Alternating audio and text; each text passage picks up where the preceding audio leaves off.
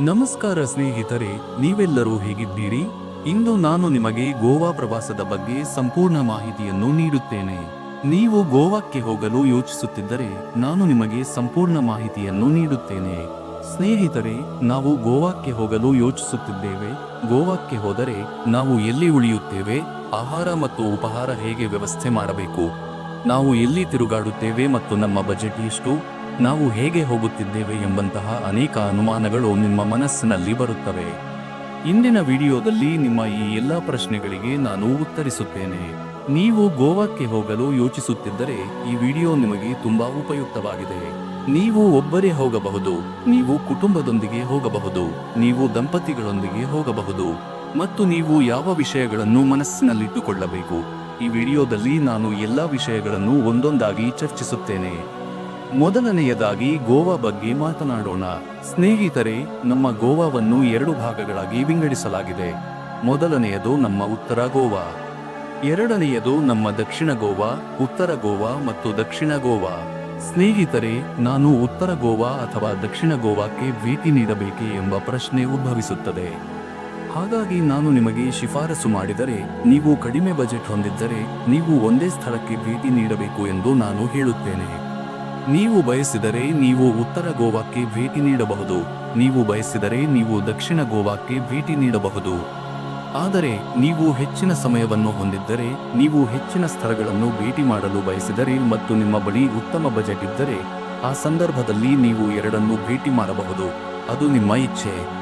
ಉತ್ತರ ಗೋವಾ ಮತ್ತು ದಕ್ಷಿಣ ಗೋವಾ ನಡುವಿನ ಮೂಲಭೂತ ವ್ಯತ್ಯಾಸಗಳ ಬಗ್ಗೆ ಮಾತನಾಡೋಣ. ಅಂದರೆ ವ್ಯತ್ಯಾಸಗಳೇನು? ಸ್ನೇಹಿತರೆ, ನೀವು ಸ್ವಲ್ಪ ವಾತಾವರಣವಿರುವ ಸ್ಥಳವನ್ನು ಬಯಸಿದರೆ ಮತ್ತು ನೀವು ಆನಂದಿಸಲು ಬಯಸಿದರೆ ಉತ್ತರ ಗೋವಾ ನಿಮಗೆ ಉತ್ತಮ. ಆದರೆ ನೀವು ಯಾವುದೇ ಜನಸಂದಣಿ ಇಲ್ಲದೆ ಶಾಂತಿಯುತ ಪ್ರದೇಶವನ್ನು ಬಯಸಿದರೆ, ನೀವು ಶಾಂತಿಯುತ ಮತ್ತು ಶಾಂತ ವಾತಾವರಣದಲ್ಲಿ ಸುತ್ತಾಡಲು ಬಯಸಿದರೆ ದಕ್ಷಿಣ ಗೋವಾ ನಿಮಗೆ ಉತ್ತಮ. ಆದರೆ ನಾನು ನಿಮಗೆ ಇನ್ನೊಂದು ವಿಷಯ ಹೇಳಲು ಬಯಸುತ್ತೇನೆ. ನೀವು ಉತ್ತರ ಗೋವಾದಲ್ಲಿ 3 ದಿನ ಮತ್ತು ದಕ್ಷಿಣ ಗೋವಾದಲ್ಲಿ 3 ದಿನ ಸುತ್ತಾಡಲು ಬಯಸಿದರೆ, ಸ್ನೇಹಿತರೆ, ನಾನು 3 ದಿನಗಳು ಎಂದು ಹೇಳಿದೆ ಏಕೆಂದರೆ ನೀವು ಗೋವಾದಲ್ಲಿ ಸುತ್ತಾಡಲು 3 ದಿನಗಳು ಸಾಕು. ಅದಕ್ಕಾಗಿಯೇ ನಾನು ನಿಮಗೆ 3 ದಿನಗಳು ಹೇಳಿದೆ. ಆದರೆ ನೀವು ಎರಡನ್ನೂ ಭೇಟಿ ಮಾಡಲು ಬಯಸಿದರೆ, ಅಂದರೆ ಉತ್ತರ ಗೋವಾ ಮತ್ತು ದಕ್ಷಿಣ ಗೋವಾ ಎರಡನ್ನೂ ಭೇಟಿ ಮಾಡಲು ಬಯಸಿದರೆ, ನೀವು ಸುಲಭವಾಗಿ 6 ದಿನಗಳ ಪ್ರವಾಸವನ್ನು ಯೋಜಿಸಬಹುದು. ಆದ್ದರಿಂದ ಸ್ನೇಹಿತರೆ, ನಾನು ಉತ್ತರ ಗೋವಾದ ಬಗ್ಗೆ ಮಾತನಾಡಿದರೆ, ಉತ್ತರ ಗೋವಾದ ನಿಮ್ಮ ಬಜೆಟ್ ದಕ್ಷಿಣ ಗೋವಾಕ್ಕಿಂತ 20ರಷ್ಟು ಕಡಿಮೆ. ನೀವು ಉತ್ತರ ಗೋವಾದ ಕಡಲ ತೀರಗಳಲ್ಲಿ ಸುತ್ತಾಡುವುದರಿಂದ ನೀವು ಅಲ್ಲಿ ಎಲ್ಲಾ ಸೌಲಭ್ಯಗಳನ್ನು ಸಹ ಪಡೆಯುತ್ತೀರಿ. ನಿಮಗೆ ಹೋಟೆಲ್ಗಳು, ಬೀಚ್ಗಳು, ರೆಸಾರ್ಟ್ಗಳು ಸಿಗುತ್ತವೆ. ದಕ್ಷಿಣ ಗೋವಾದಲ್ಲಿಯೂ ನಿಮಗೆ ಎಲ್ಲವೂ ಸಿಗುತ್ತದೆ. ಆದರೆ ವಿಷಯವೇನೆಂದರೆ ಅದು ಶಾಂತ ಸ್ಥಳವಾಗಿದೆ, ಕಡಿಮೆ ಜನಸಂದಣಿ ಇದೆ. ಈ ಸ್ಥಳದಲ್ಲಿ ಎಲ್ಲದರ ವೆಚ್ಚವೂ ಹೆಚ್ಚು. ಹೋಟೆಲ್ ವೆಚ್ಚವಾಗಲಿ, ಆಹಾರದ ವೆಚ್ಚವಾಗಲಿ ಅಥವಾ ಬೀಚ್ನಲ್ಲಿ ನೀವು ಮಾಡುವ ಎಲ್ಲ ಕ್ರೀಡಾ ಚಟುವಟಿಕೆಗಳ ವೆಚ್ಚವಾಗಲಿ, ನಿಮಗೆ ದಕ್ಷಿಣ ಗೋವಾದ ಬಗ್ಗೆ ಸ್ವಲ್ಪ ಅನುಭವವಾಗುತ್ತದೆ. ಈಗ ಮಾತನಾಡೋಣ ಸ್ನೇಹಿತರೆ, ನೀವು ಗೋವಾಕ್ಕೆ ಹೋಗಲು ಯೋಚಿಸುತ್ತಿದ್ದರೆ ನೀವು ಗೋವಾಕ್ಕೆ ಹೋಗಲು ಉತ್ತಮ ಸಮಯ ಯಾವುದು? ಆದ್ದರಿಂದ ಸ್ನೇಹಿತರೆ, ನವೆಂಬರ್, ಡಿಸೆಂಬರ್ ಮತ್ತು ಜನವರಿ ಈ 3 ತಿಂಗಳುಗಳು ನಮ್ಮ ಪಿಕ್ ಟೈಮ್ ಎಂದು ನಾನು ಹೇಳುತ್ತೇನೆ. ಇದಕ್ಕೆ ಕಾರಣ ಸ್ನೇಹಿತರೆ, ನಮ್ಮ ಚಳಿಗಾಲದಲ್ಲಿ ಜನರು ಬಹಳಷ್ಟು ಸುತ್ತಾಡಲು ಇಷ್ಟಪಡುತ್ತಾರೆ. ಆದರೆ ಇದರ ಜೊತೆಗೆ ನಮ್ಮ ಕ್ರಿಸ್ಮಸ್ ಡಿಸೆಂಬರ್ನಲ್ಲಿರುತ್ತದೆ. ಆದ್ದರಿಂದ ಗೋವಾದಲ್ಲಿ ಬಹಳ ಪ್ರಸಿದ್ಧವಾದ ಚರ್ಚ್ಗಳಿವೆ. ಆದ್ದರಿಂದ ಆ ಚರ್ಚ್ಗಳು ಮತ್ತು ನಮ್ಮ ಚಳಿಗಾಲದ ಕಾರಣ ಗೋವಾದಲ್ಲಿ ಜನಸಂದಣಿ ತುಂಬಾ ಹೆಚ್ಚಾಗುತ್ತದೆ. ಅಂದರೆ ನವೆಂಬರ್, ಡಿಸೆಂಬರ್ ಮತ್ತು ಜನವರಿ ನಮ್ಮ ಈ 3 ತಿಂಗಳುಗಳು ಸಾಕಷ್ಟು ಜನದಟ್ಟಣೆಯಿಂದ ಕೂಡಿರುತ್ತವೆ. ಆದ್ದರಿಂದ ಈ 3 ತಿಂಗಳುಗಳನ್ನು ಹೊರತುಪಡಿಸಿ ನೀವು ಯಾವಾಗ ಬೇಕಾದರೂ ಪ್ರವಾಸಕ್ಕೆ ಹೋಗುವುದು ಉತ್ತಮ. ಜೂನ್ನಲ್ಲಿ ಹೋಗಬೇಡಿ ಏಕೆಂದರೆ ನೀವು ಅಲ್ಲಿ ತುಂಬಾ ಬಿಸಿಯಾದ ವಾತಾವರಣ ಇರುತ್ತದೆ. ಆಗ ಅಲ್ಲಿನ ಶಾಖದಿಂದ ನೀವು ತೊಂದರೆಗೊಳಗಾಗಬಹುದು, ಏಕೆಂದರೆ ಅಲ್ಲಿನ ಶಾಖವು ಅಲ್ಲಿನ ಚಳಿಯಷ್ಟೇ ಇರುತ್ತದೆ. ಆದ್ದರಿಂದ ನೀವು ಈ ವಿಷಯದ ಬಗ್ಗೆ ಸ್ವಲ್ಪ ಕಾಳಜಿ ವಹಿಸಬೇಕು. ಆದರೆ ನೀವು ನನ್ನಿಂದ ಶಿಫಾರಸು ಕೇಳಿದರೆ ಸೆಪ್ಟೆಂಬರ್ ಅಥವಾ ಅಕ್ಟೋಬರ್ ಈ 2 ತಿಂಗಳುಗಳು ನಿಮಗೆ ತುಂಬಾ ಒಳ್ಳೆಯದು ಎಂದು ನಾನು ಹೇಳುತ್ತೇನೆ. ಅಥವಾ ನೀವು ಯಾವುದೇ ತಿಂಗಳಲ್ಲಿ ಯೋಜಿಸಲು ಸಾಧ್ಯವಾಗದಿದ್ದರೆ ನೀವು ಫೆಬ್ರವರಿ ಅಥವಾ ಮಾರ್ಚ್ಗೆ ಹೋಗಬಹುದು, ಏಕೆಂದರೆ ಈ 2 ತಿಂಗಳು ನಿಮಗೆ ಪ್ರಯಾಣದ ಆನಂದವನ್ನು ನೀಡುತ್ತವೆ ಮತ್ತು ನಿಮ್ಮ ಬಜೆಟ್ ಕೂಡ ಕಡಿಮೆ ಇರುತ್ತದೆ.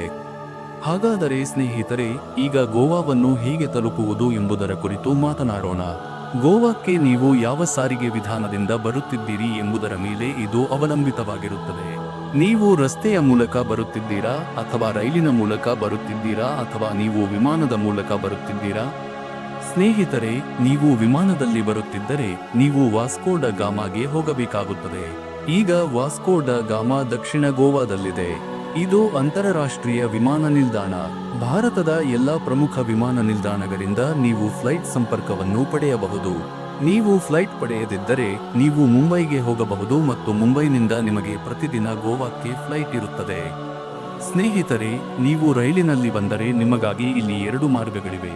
ನೀವು ದಕ್ಷಿಣ ಗೋವಾಕ್ಕೆ ಭೇಟಿ ನೀಡಲು ಬಯಸಿದರೆ ನೀವು ಮಡ್ಗಾನ್ಗೆ ಹೋಗಬೇಕಾಗುತ್ತದೆ ಅಥವಾ ವಾಸ್ಕೋ ಡಿ ಗಾಮಾಕ್ಕೆ. ಫ್ರೆಂಡ್ಸ್, ವಾಸ್ಕೋ ಡಿ ಗಾಮಾ ನಮ್ಮ ರೈಲು ನಿಲ್ದಾಣ ಮತ್ತು ವಿಮಾನ ನಿಲ್ದಾಣವೂ ಆಗಿದೆ. ಆದರೆ ವಾಸ್ಕೋ ಡಿ ಗಾಮಾ ನಮ್ಮ ಡೆಡ್ ಲೈನ್, ಅಂದರೆ ಅದರಾಚೆಗೆ ಯಾವುದೇ ರೈಲು ಮಾರ್ಗವಿಲ್ಲ. ಆದ್ದರಿಂದ ನೀವು ಅಲ್ಲಿಗೆ ಹೋಗುವ ರೈಲುಗಳ ಸಂಖ್ಯೆ ಕಡಿಮೆ, ಏಕೆಂದರೆ ನಮ್ಮ ದೊಡ್ಡ ರಾಜ್ಯಗಳಿಂದ ಅಥವಾ ದೊಡ್ಡ ಸ್ಥಳಗಳಿಂದ ವಾಸ್ಕೋ ಡಿ ಗಾಮಾಕ್ಕೆ ಹೋಗುವ ರೈಲುಗಳು ಬಹಳ ಕಡಿಮೆ. ಆದ್ದರಿಂದ ನೀವು ಮಡ್ಗಾಮಗೆ ಬರಲು ಪ್ರಯತ್ನಿಸಬೇಕು. ಫ್ರೆಂಡ್ಸ್, ಮಡ್ಗಾಮ ವಾಸ್ಕೋ ಡಿ ಗಾಮಕ್ಕಿಂತ 30 ಕಿಲೋಮೀಟರ್ ಮೊದಲು ಇದೆ, ಅಂದರೆ ಅದು 1 ಗಂಟೆಯ ಪ್ರಯಾಣ. ಆದ್ದರಿಂದ ನೀವು ಮೊದಲು ಮಡ್ಗಾಮಗೆ ಬರಬೇಕು ಮತ್ತು ಮಡ್ಗಾಮದಿಂದ ನೀವು ರಸ್ತೆಯ ಮೂಲಕವೂ ಗೋವಾಕ್ಕೆ ಬರಬಹುದು. ಸ್ನೇಹಿತರೆ, ನಾನು ಉತ್ತರ ಗೋವಾದ ಬಗ್ಗೆ ಮಾತನಾಡುವುದಾದರೆ, ನೀವು ಉತ್ತರ ಗೋವಾಕ್ಕೆ ಹೋಗಲು ಬಯಸಿದರೆ ನೀವು ಥಿವಿನ್ಗೆ ಬರಬೇಕಾಗುತ್ತದೆ. ಈ ಥಿವಿನ್ ರೈಲು ನಿಲ್ದಾಣ, ಸ್ನೇಹಿತರೆ, ನೀವು ಮುಂಬೈನಿಂದ ಬಂದರೆ ನಂತರ ಮುಂಬೈ ರತ್ನಗಿರಿ ಮೂಲಕ ಬಂದರೆ ಮಡ್ಗಾನ್ ಮತ್ತು ರತ್ನಗಿರಿ ನಡುವಿನ ನಿಮ್ಮ ನಿಲ್ದಾಣ ಥಿವಿನ್ ಆಗಿರುತ್ತದೆ. ಮತ್ತು ಥಿವಿನ್ನಿಂದ ಉತ್ತರ ಗೋವಾದ ನಮ್ಮ ಮುಖ್ಯ ಸ್ಥಳ ಕ್ಯಾಲಂಗುಟ್. ಆದ್ದರಿಂದ ಇದು ಸುಮಾರು 16 ರಿಂದ 17 ಕಿಲೋಮೀಟರ್ ದೂರದಲ್ಲಿದೆ. ಆದ್ದರಿಂದ ಸ್ನೇಹಿತರೆ, ನೀವು ಉತ್ತರ ಗೋವಾವನ್ನು ಆನಂದಿಸಲು ಬಯಸಿದರೆ, ನೀವು ಉತ್ತರ ಗೋವಾಕ್ಕೆ ಭೇಟಿ ನೀಡಲು ಬಯಸಿದರೆ ನೀವು ಥಿವಿನ್ನಲ್ಲಿ ಇಳಿಯಬೇಕು ಎಂಬುದನ್ನು ನೆನಪಿನಲ್ಲಿಡಿ. ನೀವು ದಕ್ಷಿಣ ಗೋವಾಕ್ಕೆ ಹೋಗಲು ಬಯಸಿದರೆ ನೀವು ವಾಸ್ಕೋ ಡಿ ಗಾಮಾಕ್ಕೆ ಹೋಗಬಹುದು. ಅಥವಾ ನೀವು ನೇರವಾಗಿ ರೈಲು ಪಡೆಯದಿದ್ದರೆ ಆ ಸಂದರ್ಭದಲ್ಲಿ ನೀವು ಮಡ್ಗಾನ್ನಲ್ಲಿ ಇಳಿಯಬಹುದು. ಸರಿ, ಈಗ ನನ್ನ ಸಲಹೆ ಎಂದರೆ ನೀವು ಉತ್ತರ ಗೋವಾಕ್ಕೆ ಮಾತ್ರ ಭೇಟಿ ನೀಡಬೇಕು. ಸ್ನೇಹಿತರೆ, ನೀವು ಆಫ್ ಸೀಸನ್ನಲ್ಲಿ ಹೋದರೆ ನೀವು ಜನಸಂದಣಿಯನ್ನು ನೋಡುವುದಿಲ್ಲ. ಆದ್ದರಿಂದ ನೀವು ಉತ್ತರ ಗೋವಾದಲ್ಲಿಯೂ ಜನಸಂದಣಿಯನ್ನು ತಪ್ಪಿಸಬಹುದು ಮತ್ತು ನೀವು ಖಂಡಿತವಾಗಿಯೂ ದಕ್ಷಿಣ ಗೋವಾವನ್ನು ತಪ್ಪಿಸಬಹುದು. ಆದರೆ ನೀವು ಚಳಿಗಾಲದಲ್ಲಿ ಹೋದರೆ ದಕ್ಷಿಣ ಗೋವಾದಲ್ಲಿಯೂ ಜನಸಂದಣಿಯನ್ನು ನೋಡುತ್ತೀರಿ. ಈಗ ಮಾತನಾಡೋಣ. ಸ್ನೇಹಿತರೆ, ನಾನು ಉತ್ತರ ಗೋವಾವನ್ನು ತಲುಪಿದ್ದೇನೆ, ಅಂದರೆ ನಾನು ಥಿವಿನ್ ರೈಲ್ವೆ ಸ್ಟೇಷನ್ ಅನ್ನು ಸಹ ತಲುಪಿದ್ದೇನೆ. ಅಥವಾ ನೀವು ವಿಮಾನದಲ್ಲಿ ಬರುತ್ತಿದ್ದರೆ ನೀವು ಉತ್ತರ ಗೋವಾವನ್ನು ತಲುಪಿದ್ದೀರಿ. ಉತ್ತರ ಗೋವಾದಲ್ಲಿ ನಾನು ಮೊದಲು ಒಂದು ಸ್ಥಳವನ್ನು ಹೆಸರಿಸುತ್ತೇನೆ, ಅದು ನಮ್ಮ ಕಲಂಗೋಟೆ. ಕಲಂಗೋಟೆ ಒಂದು ನಗರ ಮತ್ತು ಅಲ್ಲಿನ ಕಡಲ ತೀರವನ್ನು ಕಲಂಗೋಟಿ ಬೀಚ್ ಎಂದು ಕರೆಯುತ್ತಾರೆ. ಇದು ಬಹಳ ಪ್ರಸಿದ್ಧವಾದ ಬೀಚ್ ಮತ್ತು ನಾವು ಅದನ್ನು ದೊಡ್ಡ ಬೀಚ್ ಎಂದು ಕರೆಯಬಹುದು. ಸ್ನೇಹಿತರೆ, ನಾನು ಮಡ್ಗಾನ್ನಿಂದ ನಮ್ಮ ಕಲಂಗೋಟೆ ಬೀಚ್ ಬಗ್ಗೆ ಮಾತನಾಡಿದರೆ ಅದು ಮಡ್ಗಾನ್ನಿಂದ ಸುಮಾರು 60 ಕಿಲೋಮೀಟರ್ ದೂರದಲ್ಲಿದೆ. ನಾನು ವಾಸ್ಕೋ ಡ ಗಾಮಾ ಬಗ್ಗೆ ಮಾತನಾಡಿದರೆ ಅದು ನಮ್ಮಿಂದ ಸುಮಾರು 30 ರಿಂದ 35 ಕಿಲೋಮೀಟರ್ ದೂರದಲ್ಲಿದೆ. ನೀವು ದಕ್ಷಿಣ ಗೋವಾದಿಂದ ಬರುತ್ತಿದ್ದರೆ, ಆದರೆ ನಾನು ಥಿವಿನ್ ಬಗ್ಗೆ ಮಾತನಾಡುತ್ತಿದ್ದರೆ ನಿಮ್ಮ ಕಲಂಗೋಟೆಯಿಂದ ಸುಮಾರು 17 ರಿಂದ 20 ಕಿಲೋಮೀಟರ್ ದೂರದಲ್ಲಿದೆ. ಸ್ನೇಹಿತರೆ, ನೀವು ದಕ್ಷಿಣ ಭಾರತದಿಂದ ಬರುತ್ತಿದ್ದರೆ, ಅಂದರೆ ತಮಿಳುನಾಡು, ಕೇರಳ ಮತ್ತು ಬೆಂಗಳೂರಿನ ಕಡೆಯಿಂದ ಬರುತ್ತಿದ್ದರೆ ನೀವು ಮಡ್ಗಾನ್ನಲ್ಲಿ ಮಾತ್ರ ಇಳಿಯಬೇಕು. ಆದರೆ ನೀವು ಉತ್ತರ ಭಾಗದಿಂದ ಬರುತ್ತಿದ್ದರೆ, ಅಂದರೆ ಮಹಾರಾಷ್ಟ್ರ, ದೆಹಲಿ, ಮುಂಬೈ, ಛತ್ತೀಸ್ಗಢ, ಮಧ್ಯಪ್ರದೇಶದಿಂದ ಬರುತ್ತಿದ್ದರೆ ನೀವು ನಮ್ಮ ಉತ್ತರ ಗೋವಾದ ಮಡ್ಗಾನ್ನಲ್ಲಿ ಇಳಿಯಬೇಕು. ಸರಿ ಸ್ನೇಹಿತರೆ, ನಾವು ರೈಲ್ವೆ ನಿಲ್ದಾಣವನ್ನು ತಲುಪಿದ್ದೇವೆ, ಅಂದರೆ ನಾವು ಥಿವಿನ್ ತಲುಪಿದ್ದೇವೆ ಎಂದು ಹೇಳೋಣ. ಈಗ ಇಲ್ಲಿರುವ ಪ್ರಶ್ನೆ ಎಂದರೆ, ನಾವು ಟ್ಯಾಕ್ಸಿಯಲ್ಲಿ ಹೋಗಬೇಕೇ ಅಥವಾ ವೈಯಕ್ತಿಕ ಕಾರನ್ನು ತೆಗೆದುಕೊಳ್ಳಬೇಕೇ? ಸ್ನೇಹಿತರೆ, ನಾನು ಇತರ ನಗರಗಳ ಬಗ್ಗೆ ಮಾತನಾಡಲು ಸಾಧ್ಯವಿಲ್ಲ, ಆದರೆ ಗೋವಾದಲ್ಲಿ ನೀವು ವೈಯಕ್ತಿಕ ಕ್ಯಾಬ್ ಬಳಸಿದರೆ, ಅಂದರೆ ನೀವು ವೈಯಕ್ತಿಕ ಕಾರುಗಳನ್ನು ಬಳಸುತ್ತೀರಿ, ನೀವು ಸ್ಕೂಟಿಯನ್ನು ಬಾಡಿಗೆಗೆ ತೆಗೆದುಕೊಳ್ಳುತ್ತಿರಲಿ ಅಥವಾ ನೀವು ಬಾಡಿಗೆಗೆ ಬೈಕ್ ತೆಗೆದುಕೊಳ್ಳುತ್ತಿರಲಿ ಅಥವಾ ನೀವು ಕಾರುಗಳನ್ನು ಇಷ್ಟಪಡುತ್ತಿದ್ದರೆ, ನೀವು ದೊಡ್ಡ ಕುಟುಂಬವನ್ನು ಹೊಂದಿದ್ದರೆ, ನೀವು ಕುಟುಂಬದೊಂದಿಗೆ ಹೋಗುತ್ತಿದ್ದರೆ ನೀವು ಕಾರನ್ನು ಸಹ ಬಾಡಿಗೆಗೆ ಪಡೆಯಬಹುದು. ಸ್ನೇಹಿತರೆ, ನಾನು ಕಾರು, ಬೈಕ್ ಮತ್ತು ಸ್ಕೂಟಿಯ ಬಗ್ಗೆ ಪ್ರತ್ಯೇಕ ವಿಡಿಯೋವನ್ನು ಮಾಡುತ್ತೇನೆ. ಅಥವಾ ನೀವು ನನ್ನನ್ನು ವೈಯಕ್ತಿಕವಾಗಿ ಕೇಳಲು ಬಯಸಿದರೆ ನೀವು ನನ್ನ ಇನ್ಸ್ಟಾಗ್ರಾಂನಲ್ಲಿ ಕೇಳಬಹುದು. ನಾನು ಕಾರು, ಬೈಕ್ ಅಥವಾ ಸ್ಕೂಟಿಯನ್ನು ಹೇಗೆ ಬಾಡಿಗೆಗೆ ಪಡೆಯಬೇಕು ಎಂದು ವಿವರಿಸುತ್ತೇನೆ. ಹಾಗಾಗಿ ನಾನು ಈ ವಿಡಿಯೋದಲ್ಲಿ ಬೈಕಿನ ಬಗ್ಗೆ ಚರ್ಚಿಸುವುದಿಲ್ಲ. ನೀವು ಅಲ್ಲಿಗೆ ವೈಯಕ್ತಿಕ ಕ್ಯಾಬ್ ಅನ್ನು ಸಹ ತೆಗೆದುಕೊಳ್ಳಬಹುದು ಎಂದು ನಾನು ಹೇಳುತ್ತೇನೆ. ಆದರೆ ನೀವು ಕಾರನ್ನು ಓಡಿಸಲು ಸಾಧ್ಯವಾಗದಿದ್ದರೆ ಅದನ್ನು ಬಾಡಿಗೆಗೆ ಪಡೆಯಲು ಸಾಧ್ಯವಿಲ್ಲ. ಆಗ ನೀವು ಟ್ಯಾಕ್ಸಿಯನ್ನು ಬಾಡಿಗೆಗೆ ಪಡೆಯಬಹುದು. ಆದ್ದರಿಂದ ನಾನು ಕಾರನ್ನು ಏಕೆ ಬಾಡಿಗೆಗೆ ಪಡೆಯಬೇಕು ಎಂಬ ಹಂತಕ್ಕೆ ಇದು ಬರುತ್ತದೆ. ಆದ್ದರಿಂದ ಸ್ನೇಹಿತರೆ, ನೀವು ಕಾರನ್ನು ಬಾಡಿಗೆಗೆ ಪಡೆದರೆ ಆ ಸಂದರ್ಭದಲ್ಲಿ ನಿಮ್ಮ ವೆಚ್ಚ ಕಡಿಮೆ ಇರುತ್ತದೆ ಎಂದು ನಾನು ಹೇಳಲು ಬಯಸುತ್ತೇನೆ. ನೀವು ಟ್ಯಾಕ್ಸಿಯನ್ನು ಬಾಡಿಗೆಗೆ ಪಡೆದರೆ ನಿಮ್ಮ ವೆಚ್ಚ ಹೆಚ್ಚು ಇರುತ್ತದೆ. ಹಾಗಾಗಿ ನೀವು ಕಾರನ್ನು ಬಾಡಿಗೆಗೆ ಪಡೆಯುವುದು ಉತ್ತಮ. ಕಾರನ್ನು ಹೇಗೆ ಬಾಡಿಗೆಗೆ ಪಡೆಯುವುದು ಎಂಬುದರ ಕುರಿತು ನಾನು ನಿಮಗಾಗಿ ಪ್ರತ್ಯೇಕ ವೈಯಕ್ತಿಕ ವಿಡಿಯೋವನ್ನು ಮಾಡುತ್ತೇನೆ. ಹಾಗಾದರೆ ಸ್ನೇಹಿತರೆ, ನೀವು ಸ್ಕೂಟಿಯನ್ನು ಬಾಡಿಗೆಗೆ ಪಡೆದಿದ್ದರೆ ಸ್ಕೂಟಿಯ ಒಂದು ದಿನದ ಬಾಡಿಗೆ ಸುಮಾರು 350 ರೂಪಾಯಿಗಳು. ಮತ್ತು ಸ್ಕೂಟಿಯ ಸಮಯ ಅಂದರೆ ನಮ್ಮ ಏಜೆಂಟರ ಸಮಯ ಸಂಜೆ 6ರಿಂದ ಮರುದಿನ ಸಂಜೆ 6ರವರೆಗೆ, ಅಂದರೆ ಅವರ ಸಮಯ ಸ್ಲಾಟ್ 24 ಗಂಟೆಗಳಿರುತ್ತದೆ. ಸಂಜೆ 6ರಿಂದ ನಮ್ಮ ಸಮಯ ಸ್ಲಾಟ್ ಮರುದಿನ ಸಂಜೆ 6ರಿಂದ ಸಂಜೆ 6ರವರೆಗೆ ನಡೆಯುತ್ತದೆ. ಆದ್ದರಿಂದ ಇದರ ಪ್ರಕಾರ ಪ್ರತಿದಿನಕ್ಕೆ ಅವರ ಶುಲ್ಕವು 350 ರೂಪಾಯಿಗಳು. ನೀವು ಬುಲೆಟ್ನಲ್ಲಿ ಹೋದರೆ 800 ರೂಪಾಯಿಗಳನ್ನು ಪಾವತಿಸಬೇಕಾಗುತ್ತದೆ. ಆದರೆ ನೀವು ಸ್ಕೂಟಿ, ಆಕ್ಟಿವಾ, ಜುಪಿಟರ್ ಅಂತಹ ಯಾವುದೇ ವಾಹನವನ್ನು ಖರೀದಿಸಲು ಬಯಸಿದರೆ ನೀವು ಅದನ್ನು ಸುಮಾರು 350 ರೂಪಾಯಿಗಳಿಗೆ ಪಡೆಯುತ್ತೀರಿ. ಈಗ ಇಲ್ಲಿ ನಾನು ಕಾರನ್ನು ಹೇಗೆ ಖರೀದಿಸುವುದು ಎಂಬ ಪ್ರಶ್ನೆ ಉದ್ಭವಿಸುತ್ತದೆ. ಹಾಗಾಗಿ ನೀವು ಥಿವಿಮ್ ರೈಲ್ವೆ ನಿಲ್ದಾಣದ ಹೊರಗೆ ಹೋದರೆ ಅಥವಾ ನೀವು ವಿಮಾನದಲ್ಲಿ ಬಂದರೆ, ನೀವು ವಿಮಾನ ನಿಲ್ದಾಣದ ಹೊರಗೆ ಬಂದರೆ ಅಲ್ಲಿ ನೀವು ಅನೇಕ ದಲ್ಲಾಳಿಗಳನ್ನು ಕಾಣುತ್ತೀರಿ. ಮತ್ತು ಅವರು ನೀವು ಕಾರನ್ನು ಬಾಡಿಗೆಗೆ ಪಡೆಯಲು ಬಯಸುತ್ತೀರಿ, ಬನ್ನಿ ನಾನು ನಿಮಗೆ ಕಾರು ನೀಡುತ್ತೇನೆ ಎಂದು ಹೇಳುತ್ತಾರೆ. ಆದ್ದರಿಂದ ನೀವು ಅವರೊಂದಿಗೆ ಸಹ ಅದನ್ನು ಪಡೆಯಬಹುದು. ನೀವು ಅವರೊಂದಿಗೆ ಚೌಕಾಶಿ ಮಾಡಬಹುದು, ಏಕೆಂದರೆ ಅವರು ನಿಮಗೆ ಸಾಮಾನ್ಯ ಬೆಲೆಯನ್ನು ಹೇಳುತ್ತಾರೆ. ಅವರು ಸ್ವಲ್ಪ ಹೆಚ್ಚಿನ ದರವನ್ನು ಹೇಳುವುದಿಲ್ಲ. ಆದ್ದರಿಂದ ನೀವು ನಿಲ್ದಾಣದಿಂದ ಹೊರಬಂದ ತಕ್ಷಣ ಅವರು ನಿಮ್ಮ ಬಳಿಗೆ ಬರುತ್ತಾರೆ. ದಲ್ಲಾಳಿ, ನೀವು ಕಾರನ್ನು ಬಾಡಿಗೆಗೆ ಪಡೆಯಲು ಬಯಸುತ್ತೀರಿ? ನೀವು ಕಾರನ್ನು ಖರೀದಿಸಲು ಬಯಸುತ್ತೀರಿ? ನಾನು ನಿಮಗೆ ಕಾರನ್ನು ತರುತ್ತೇನೆ ಎಂದು ಹೇಳುತ್ತಾರೆ. ನಂತರ ನೀವು ಅವರೊಂದಿಗೆ ಹೋಗಬಹುದು. ಅವರು ನಿಮಗೆ ಕಾರನ್ನು ತರುತ್ತಾರೆ. ನೀವು ಸರಿಯಾದ ಚಾಲನಾ ಪರವಾನಗಿಯನ್ನು ಹೊಂದಿರಬೇಕು. ಬನ್ನಿ ಸ್ನೇಹಿತರೆ, ಕ್ಯಾಲಂಗೂಟ್ನಲ್ಲಿ ವಸತಿ ಸೌಕರ್ಯದ ಬಗ್ಗೆ ಮಾತನಾಡೋಣ. ಸ್ನೇಹಿತರೆ, ಕ್ಯಾಲಂಗೂಟ್ನಲ್ಲಿ ನಿಮಗೆ 1000ರಿಂದ 1500 ರೂಪಾಯಿಗಿಂತ ಕಡಿಮೆ ಬೆಲೆಯ ಹೋಟೆಲ್ ಸಿಗುವುದಿಲ್ಲ. ನೀವು ಬೀಚಿಂದ ಸ್ವಲ್ಪ ಮುಂದೆ ಹೋದರೆ ನಿಮಗೆ 1000ರಿಂದ 1500 ರೂಪಾಯಿಗಳ ನಡುವಿನ ಹೋಟೆಲ್ ಸಿಗುತ್ತದೆ. ಆ ಹೋಟೆಲ್ಗಳಲ್ಲಿ ಮಾತ್ರ ನಿಮಗೆ ಎಸಿ ಸಿಗುತ್ತದೆ. ನೀವು ಎಸಿ ಇಲ್ಲದ ಹೋಟೆಲ್ಗೆ ಹೋದರೆ ನಿಮಗೆ ಎಸಿ ಇಲ್ಲದ ರೂಮ್ ಸಿಗುತ್ತದೆ, ಆದರೆ ಅದರ ಸೌಲಭ್ಯಗಳು ಸ್ವಲ್ಪ ಕಡಿಮೆ ಇರಬಹುದು. ನಮ್ಮ ಸೌಲಭ್ಯಗಳು ಕಡಿಮೆಯಾಗಿರಬಹುದು, ಆದರೆ ನಿಮ್ಮ ಹೋಟೆಲ್ 700ರಿಂದ 800 ರೂಪಾಯಿಗೆ ಇರುತ್ತದೆ. ಗೋವಾದಲ್ಲಿ ಎಲ್ಲಿಯೂ ಯಾವುದೇ ಹೋಟೆಲ್ನಲ್ಲಿ ಇದಕ್ಕಿಂತ ಕಡಿಮೆ ದರ ಸಿಗುವುದಿಲ್ಲ. ಆದ್ದರಿಂದ ನೀವು ಎಸಿ ಕೊಠಡಿ ಬಯಸಿದರೆ ನೀವು 1000ರಿಂದ 1500 ರೂಪಾಯಿಗಳ ಎಸಿ ಕೋಣೆಯನ್ನು ಬಯಸುತ್ತೀರಿ. ಅದು ತುಂಬಾ ಒಳ್ಳೆಯ ಕೋಣೆಯಾಗಿರುತ್ತದೆ. ಹಾಗಾಗಿ ಸ್ನೇಹಿತರೆ, ನೀವು ಕ್ಯಾಲಂಗೋಟೆಯಲ್ಲಿರುವ ಯಾವುದೇ ಹೋಟೆಲ್ಗೆ ಹೋಗುತ್ತೀರಿ, ನೀವು ಆನ್ಲೈನ್ನಲ್ಲಿ ಬುಕ್ ಮಾಡುತ್ತಿದ್ದರೆ ಜಾಗರೂಕರಾಗಿರಿ. ಹೋಟೆಲ್ ನಿಮಗೆ ಒದಗಿಸುತ್ತಿರುವ ಸೌಲಭ್ಯಗಳನ್ನು ಓದಿ. ನಂತರ ನೀವು ಆನ್ಲೈನ್ನಲ್ಲಿ ಬುಕ್ ಮಾಡಬಹುದು. ಇಲ್ಲದಿದ್ದರೆ ನೀವು ಅಲ್ಲಿಗೆ ಹೋಗಿ ಕ್ಯಾಲಂಗೋಟೆಯಲ್ಲಿ ಆಫ್ಲೈನ್ನಲ್ಲಿ ಬುಕ್ ಮಾಡಬಹುದು.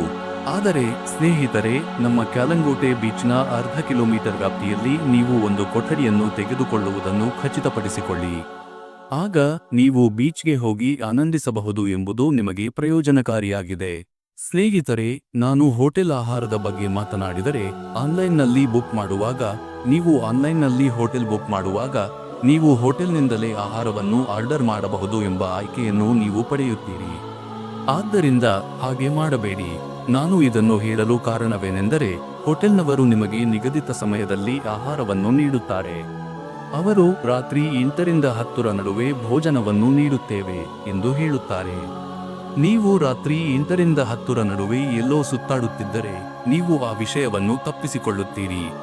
ಆದ್ದರಿಂದ ನೀವು ಹೋಟೆಲ್ನಲ್ಲಿ ತಂಗಿದ್ದರೆ ನೀವು ವಸತಿಗಾಗಿ ಮಾತ್ರ ಪಾವತಿಸಬೇಕು ಮತ್ತು ನಿಮ್ಮ ಆಹಾರವನ್ನು ಹೋಟೆಲ್ ಹೊರಗೆ ತೆಗೆದುಕೊಂಡು ಹೋಗಬಹುದು. ಸ್ನೇಹಿತರೆ, ಆಹಾರದ ವಿಚಾರಕ್ಕೆ ಬಂದರೆ ನೀವು ಥಾಲಿ ವ್ಯವಸ್ಥೆಯನ್ನು ತೆಗೆದುಕೊಂಡರೆ ನಿಮಗೆ ಊಟಕ್ಕೆ ಸುಮಾರು 150 ರೂಪಾಯಿ ಸಿಗುತ್ತದೆ. 150 ರೂಪಾಯಿ ತುಂಬಾ ಹೆಚ್ಚು. ನಿಮ್ಮ ಆಹಾರ ವೆಚ್ಚ ಕಡಿಮೆಯಾಗುವುದಿಲ್ಲ. ನೀವು ಆಫ್ ಸೀಸನ್ಗೆ ಹೋದಾಗ, ಅಂದರೆ ಸೆಪ್ಟೆಂಬರ್, ಅಕ್ಟೋಬರ್ ಅಥವಾ ನೀವು ಬೇಸಿಗೆಯಲ್ಲಿ ಹೋದಾಗ ನಾನು ನಿಮಗೆ ಇದನ್ನು ಹೇಳುತ್ತಿದ್ದೇನೆ. ಆ ಸಂದರ್ಭದಲ್ಲಿ ನಾನು ನಿಮಗೆ ಈ ದರವನ್ನು ಹೇಳುತ್ತಿದ್ದೇನೆ. ನೀವು ಚಳಿಗಾಲದಲ್ಲಿ ಹೋದರೆ ಈ 150 ರೂಪಾಯಿ ಥಾಲಿ ದಿನಕ್ಕೆ 300 ರೂಪಾಯಿ ಆಗುತ್ತದೆ. ಪ್ರತಿ ಥಾಲಿಗೆ 300 ರೂಪಾಯಿ ಆಗುತ್ತದೆ. ಮತ್ತು ಅದರೊಂದಿಗೆ ನೀವು 1000 ರಿಂದ 1500 ರೂಪಾಯಿಗಳನ್ನು ವಿಧಿಸುವ ಹೋಟೆಲ್ ಬಾಡಿಗೆ ಕೂಡ 3000 ರೂಪಾಯಿ ಆಗುತ್ತದೆ. ಅದಕ್ಕಾಗಿಯೇ ನಾನು ನಿಮಗೆ ಹೇಳುತ್ತಿದ್ದೆ, ನಿಮ್ಮಲ್ಲಿ ಉತ್ತಮ ಬಜೆಟ್ ಇಲ್ಲದಿದ್ದರೆ ನೀವು ಚಳಿಗಾಲದಲ್ಲಿ ಹೋಗುವುದನ್ನು ತಪ್ಪಿಸಬೇಕು. ನಿಮಗೆ ಆಹಾರಕ್ಕಾಗಿ ಸಾಕಷ್ಟು ಹೋಟೆಲ್ಗಳಿವೆ. ಮೊದಲು ನಾವು ಸಸ್ಯಾಹಾರಿ ಆಹಾರವನ್ನು ಸೇವಿಸುವುದರಲ್ಲಿ ಸ್ವಲ್ಪ ಸಮಸ್ಯೆಯನ್ನು ಎದುರಿಸುತ್ತಿದ್ದೆವು. ಆದರೆ ಇಂದು ನೀವು ಸಸ್ಯಾಹಾರಿ ಮತ್ತು ಮಾಂಸಾಹಾರಿ ಆಹಾರ ಎರಡಕ್ಕೂ ಪ್ರತ್ಯೇಕ ಹೋಟೆಲ್ಗಳನ್ನು ಕಾಣಬಹುದು. ಆದ್ದರಿಂದ ನೀವು ಆಹಾರವನ್ನು ಸೇವಿಸುವಲ್ಲಿ ಯಾವುದೇ ಸಮಸ್ಯೆಯನ್ನು ಎದುರಿಸುವುದಿಲ್ಲ. ಸ್ನೇಹಿತರೆ, ಈಗ ಕಲಂಗೋಟೆ ಬೀಚ್ಗೆ ಭೇಟಿ ನೀಡುವ ಬಗ್ಗೆ ಮಾತನಾಡೋಣ.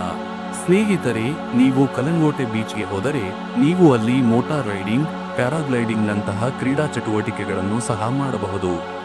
ಸ್ನೇಹಿತರೆ, ನಮ್ಮ ಕಡಲ ತೀರ ಕಲಂಗೋಟೆ ತುಂಬಾ ಸ್ವಚ್ಛವಾಗಿದೆ ಮತ್ತು ಅಲ್ಲಿ ಸಾಕಷ್ಟು ಒಳ್ಳೆಯ ವಾತಾವರಣವೂ ಇದೆ. ಆದ್ದರಿಂದ ಇದು ತುಂಬಾ ಒಳ್ಳೆಯದು. ವಿದೇಶಿಯರು ನಮ್ಮ ಕಲಂಗೋಟೆ ಬೀಚ್ನಲ್ಲಿ ಉಳಿಯಲು ಇಷ್ಟಪಡುತ್ತಾರೆ ಮತ್ತು ಇದು ತುಂಬಾ ದೊಡ್ಡ ಬೀಚ್ ಆಗಿದೆ. ಮತ್ತು ಬೀಚ್ನಲ್ಲಿ ಹೆಚ್ಚು ಆಳಕ್ಕೆ ಹೋಗಬೇಡಿ, ಏಕೆಂದರೆ ಆಳಕ್ಕೆ ಹೋಗುವುದರಿಂದ ಅನೇಕ ಅಪಘಾತಗಳು ಸಂಭವಿಸಬಹುದು. ಸ್ನೇಹಿತರೆ, ಇನ್ನೊಂದು ಬೀಚ್ ಬಗ್ಗೆ ಮಾತನಾಡೋಣ. ಅಂದರೆ ನಮ್ಮ ಕಡಲ ತೀರಗಳಲ್ಲಿ ಒಂದು ಬಾಗಾ ಬೀಚ್.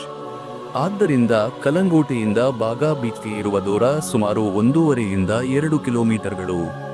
ಸ್ನೇಹಿತರೆ, ಬಾಗಾ ಬೀಚ್ನಲ್ಲಿರುವ ನಮ್ಮ ಬೀಚ್ ನೀರು ತಿಳಿ ನೀಲಿ ಬಣ್ಣದ್ದಾಗಿದೆ.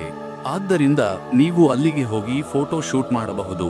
ನೀವು ಅಲ್ಲಿ ಕ್ರೀಡಾ ಚಟುವಟಿಕೆಗಳನ್ನು ಮಾಡಬಹುದು, ಏಕೆಂದರೆ ಬಾಗಾ ಬೀಚ್ನಲ್ಲಿ ನಮಗೆ ತುಂಬಾ ಸ್ವಚ್ಛವಾದ ಮೇಲ್ಮೈ ಇದೆ, ವಿಶೇಷವಾಗಿ ಫೋಟೋ ಶೂಟ್ಗಳಿಗೆ. ಇದು ತುಂಬಾ ಒಳ್ಳೆಯದು, ಏಕೆಂದರೆ ಅಲ್ಲಿ ನಮಗೆ ಬೀಚ್ ಮತ್ತು ಪರ್ವತಗಳು ಪರಸ್ಪರ ಸಂಪರ್ಕ ಹೊಂದಿವೆ. ಆದ್ದರಿಂದ ನೀವು ಅಲ್ಲಿ ಉತ್ತಮ ಫೋಟೋ ಶೂಟ್ ಮಾಡಬಹುದು. ಇದರಿಂದ ನೀವು ಬಾಗಾ ಬೀಚ್ ಸುತ್ತಲೂ ತಿರುಗಾಡಬಹುದು. ಸ್ನೇಹಿತರೆ, ನೀವು ಇನ್ನೂ ಅನೇಕ ವಿಡಿಯೋಗಳನ್ನು ನೋಡಿರಬೇಕು. ನೀವು ಎಲ್ಲೋ ಕೇಳಿರಬೇಕು, ಆ ಒಂದು ಬೀಚ್ ನಮ್ಮ ಅಂಜುನಾ ಬೀಚ್ ಆಗಿದೆ. ಸ್ನೇಹಿತರೆ, ಅಂಜುನಾ ಬೀಚ್ ಒಂದು ಕಾಲದಲ್ಲಿ ಬಹಳ ಪ್ರಸಿದ್ಧವಾಗಿತ್ತು ಮತ್ತು ಅದು ತುಂಬಾ ಸ್ವಚ್ಛವಾಗಿತ್ತು. ಆದರೆ ನಾನು ಈಗಿನ ಕಾಲದ ಬಗ್ಗೆ ಹೇಳುವುದಾದರೆ ಅಂಜುನಾ ಬೀಚ್ ತುಂಬಾ ಕೊಳಕು ಬೀಚ್ ಆಗಿ ಮಾರ್ಪಟ್ಟಿದೆ.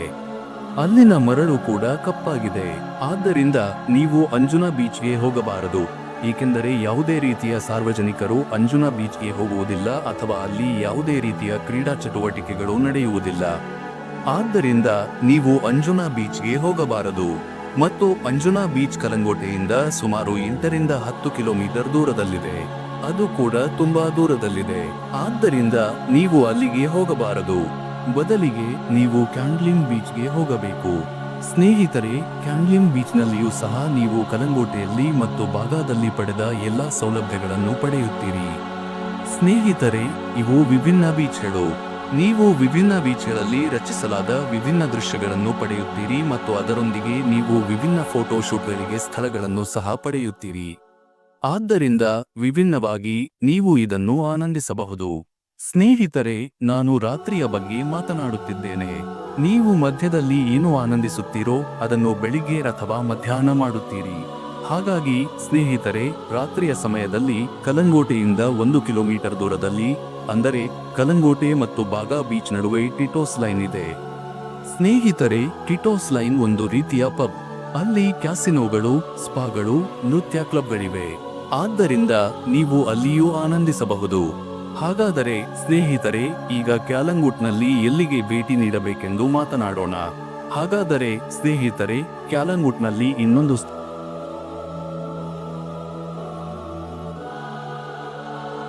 ಸ್ಥಳವಿದೆ. ಅದು ನಮ್ಮಿಂದ 11 ರಿಂದ 12 ಕಿಲೋಮೀಟರ್ ದೂರದಲ್ಲಿದೆ. ಅದು ಅಗುವಾಡಾ ಕೋಟೆ. ಸ್ನೇಹಿತರೆ, ಅಗುವಾಡಾ ಕೋಟೆ ಬ್ರಿಟಿಷ್ ಕಾಲದ ಕೋಟೆ. ಆದ್ದರಿಂದ ನೀವು ಅಗುವಾಡ ಕೋಟೆಗೂ ಹೋಗಬಹುದು. ಇದು ಕಲ್ಲಿನಿಂದ ಮಾಡಿದ ಅತ್ಯಂತ ಹಳೆಯ ಕೋಟೆ. ಆದ್ದರಿಂದ ನೀವು ಅಲ್ಲಿಗೆ ಹೋಗಬಹುದು. ನಿಮ್ಮ ಬಳಿ ವೈಯಕ್ತಿಕ ವಾಹನವಿಲ್ಲದಿದ್ದರೆ ನೀವು ಅಲ್ಲಿಂದ ಟ್ಯಾಕ್ಸಿಯನ್ನು ಸಹ ಬಾಡಿಗೆಗೆ ಪಡೆಯಬಹುದು. ಆದ್ದರಿಂದ ನೀವು ಅಗುವಾಡ ಕೋಟೆಗೆ ಭೇಟಿ ನೀಡಬಹುದು. ಅದು ತುಂಬಾ ಒಳ್ಳೆಯದು. ನೀವು ಅಗುವಾಡ ಕೋಟೆಗೆ ಭೇಟಿ ನೀಡಬಹುದು. ನೀವು ಫೋಟೋ ಶೂಟ್ ಕೂಡ ಇಲ್ಲಿ ಮಾಡಬಹುದು. ಸ್ನೇಹಿತರೆ, ಈಗ ನಾವು ಅಗುವಾಡ ಕೋಟೆಗೆ ಭೇಟಿ ನೀಡಿದ್ದೇವೆ. ಅಗುವಾಡ ಕೋಟೆಯಿಂದ ಹಿಂತಿರುಗುವಾಗ, ಅಂದರೆ ನೀವು ಕ್ಯಾಲಂಗುಟ್ ಕಡೆಗೆ ಬರುವಾಗ, ನೀವು ಅಗುವಾಡ ಕೋಟೆಯಿಂದ ಸುಮಾರು 3 ಕಿಲೋಮೀಟರ್ ದೂರದಲ್ಲಿರುವ ಒಂದು ಸ್ಥಳವನ್ನು ನೋಡುತ್ತೀರಿ. ಅದರ ಹೆಸರು ಸಾಂಕ್ವೆರಿಮ್ ಬೀಚ್. ಸ್ನೇಹಿತರೆ, ನೀವು ಖಂಡಿತವಾಗಿಯೂ ಸಾಂಕ್ವೆರಿಮ್ ಬೀಚ್ಗೆ ಭೇಟಿ ನೀಡಬೇಕು, ಏಕೆಂದರೆ ಅಲ್ಲಿ ನೋಟವು ತುಂಬಾ ಚೆನ್ನಾಗಿರುತ್ತದೆ. ಫೋಟೋ ಶೂಟ್ಗಾಗಿ ನಾವು ಸಮುದ್ರದ ಮಧ್ಯದಲ್ಲಿ ಒಂದು ಸಣ್ಣ ಕಲ್ಲಿನ ಕೋಟೆಯನ್ನು ನಿರ್ಮಿಸಿದ್ದಾರೆ. ಆದ್ದರಿಂದ ನೀವು ಆ ಕೋಟೆಯಲ್ಲಿ ಫೋಟೋ ಶೂಟ್ ಕೂಡ ಮಾಡಬಹುದು. ಸ್ನೇಹಿತರೆ, ಬೀಚ್ನಿಂದ ಹೊರಗೆ ಬಂದು ನಂತರ ನೀವು ಚರ್ಚ್ಗಳಲ್ಲಿ ಆಸಕ್ತಿ ಹೊಂದಿದ್ದರೆ ನೀವು ಗೋವಾದ ಕಲಂಗೋಟೆ ಸುತ್ತಮುತ್ತಲಿನ ನಮ್ಮ ಸಾಂಕ್ವೆರಿಮ್ ಬೀಚ್ನ ಸುತ್ತಮುತ್ತಲಿನ ದೊಡ್ಡ ಚರ್ಚ್ಗಳಲ್ಲಿ ಭೇಟಿ ನೀಡಬಹುದು. ಆದ್ದರಿಂದ ಸ್ನೇಹಿತರೆ, ಈಗ ನಾವು ನಮ್ಮ ಬಜೆಟ್ ಪಟ್ಟಿಗೆ ಬರುತ್ತೇವೆ. ಅಂದರೆ ಇಡೀ ಗೋವಾ ಪ್ರವಾಸಕ್ಕೆ ನಮ್ಮ ಒಟ್ಟಾರೆ ಖರ್ಚು ಎಷ್ಟು? ಆದ್ದರಿಂದ ಸ್ನೇಹಿತರೆ, ನೀವು ಈ ಗೋವಾ ಪ್ರವಾಸವನ್ನು ತೆಗೆದುಕೊಂಡರೆ ನಾನು ನಿಮಗೆ ಹೇಳಲಿರುವ ವೆಚ್ಚವು ಯಾವುದೇ ರೀತಿಯ ಶಾಪಿಂಗ್ ಇಲ್ಲದೆ, ನಿಮ್ಮ ಯಾವುದೇ ಬಾಹ್ಯ ಚಟುವಟಿಕೆಗಳಿಲ್ಲದೆ, ಅಂದರೆ ನೀವು ಮಾಡುವ ಕ್ರೀಡಾ ಚಟುವಟಿಕೆಗಳು, ನೀರಿನಲ್ಲಿ ಮೋಟಾರ್ ಸವಾರಿ, ಪ್ಯಾರಾಗ್ಲೈಡಿಂಗ್ ಇವುಗಳನ್ನು ಹೊರತುಪಡಿಸಿ, ಮತ್ತು ಕೊನೆಯದಾಗಿ ನೀವು ಧೂಮಪಾನ ಮಾಡುತ್ತಿದ್ದರೆ ಅಥವಾ ಮದ್ಯಪಾನ ಮಾಡುತ್ತಿದ್ದರೆ ಈ ಎಲ್ಲ ವೆಚ್ಚಗಳನ್ನು ಹೊರತುಪಡಿಸಿದ ನಂತರ ಸರಾಸರಿ ಬಜೆಟ್, ಅದು ನಿಮ್ಮ ಒಟ್ಟಾರೆ ಕಾರು ವೆಚ್ಚಗಳು, ಕೊಠಡಿ ವೆಚ್ಚಗಳು, ಪ್ರತಿ ವ್ಯಕ್ತಿಗೆ ಆಹಾರ ವೆಚ್ಚಗಳು, ಅದು ನಿಮಗೆ ಸುಮಾರು 3 ರಿಂದ 4 ಸಾವಿರ ರೂಪಾಯಿಗಳಷ್ಟು ವೆಚ್ಚವಾಗುತ್ತದೆ. ಆದರೆ ನೀವು ಸ್ವಲ್ಪ ಶಾಪಿಂಗ್ ಮಾಡಿದರೆ, ನೀವು ಕ್ರೀಡಾ ಚಟುವಟಿಕೆಗಳನ್ನು ಮಾಡಿದರೆ, ನೀವು ಕುಡಿದರೆ, ನೀವು ಟಿಟೋಸ್ ಲೈನ್ಗೆ ಹೋಗುತ್ತೀರಿ, ನಂತರ ನೀವು ಅಲ್ಲಿಗೆ ಹೋಗಿ ಪಾವತಿಸುತ್ತೀರಿ. ಆದ್ದರಿಂದ ಆ ಸಂದರ್ಭದಲ್ಲಿ ನಿಮ್ಮ ಬಜೆಟ್ ಸ್ಪಷ್ಟವಾಗಿ ಹೆಚ್ಚಾಗುತ್ತದೆ. ಆದ್ದರಿಂದ ಈ ರೀತಿಯಾಗಿ ನೀವು ಒಟ್ಟಾರೆ ಗೋವಾ ಪ್ರವಾಸವನ್ನು ಹೇಗೆ ಯೋಜಿಸಬೇಕು ಮತ್ತು ಹೇಗೆ ಹೋಗಬೇಕು ಎಂಬುದನ್ನು ಅರ್ಥ ಮಾಡಿಕೊಂಡಿದ್ದೀರಿ. ಆದ್ದರಿಂದ ನೀವು ಹೋಟೆಲ್ ಅನ್ನು ಎಲ್ಲಿ ಬುಕ್ ಮಾಡಬೇಕು ಮತ್ತು ನಿಮಗೆ ಯಾವುದೇ ವೈಯಕ್ತಿಕ ಮಾಹಿತಿ ಬೇಕಾದರೆ, ನೀವು ನನ್ನೊಂದಿಗೆ ವೈಯಕ್ತಿಕವಾಗಿ ಮಾತನಾಡಲು ಬಯಸಿದರೆ ನೀವು ಕಾಮೆಂಟ್ ಮಾಡಿ ಕೇಳಬಹುದು ಮತ್ತು ನೀವು ಬೇರೆ ಯಾವ ಪ್ರವಾಸದ ವಿಡಿಯೋವನ್ನು ಬಯಸುತ್ತೀರಿ ಎಂದು ಸಹ ಹೇಳಬಹುದು. ಸ್ನೇಹಿತರೆ, ನಾನು ಇದರ ಭಾಗ 2 ಅನ್ನು ಸಹ ತರುತ್ತೇನೆ. ಅದರಲ್ಲಿ ನಾನು ಬೈಕ ಕಾರುಗಳ ಬಗ್ಗೆ ಕವರ್ ಮಾಡುತ್ತೇನೆ ಮತ್ತು ದಕ್ಷಿಣ ಗೋವಾದ ಕೆಲವು ಭೇಟಿ ನೀಡುವ ಸ್ಥಳಗಳ ಬಗ್ಗೆಯೂ ಮಾತನಾಡುತ್ತೇನೆ. ಹಾಗಾಗಿ ನಾನು ಅದನ್ನು ಭಾಗ 2 ರಲ್ಲಿ ತರುತ್ತೇನೆ. ಮತ್ತು ನೀವು ವಿಡಿಯೋವನ್ನು ಇಷ್ಟಪಟ್ಟಿದ್ದರೆ ಲೈಕ್ ಕೊಟ್ಟು ಶೇರ್ ಮಾಡಿ ಸ್ನೇಹಿತರೆ. ಧನ್ಯವಾದಗಳು.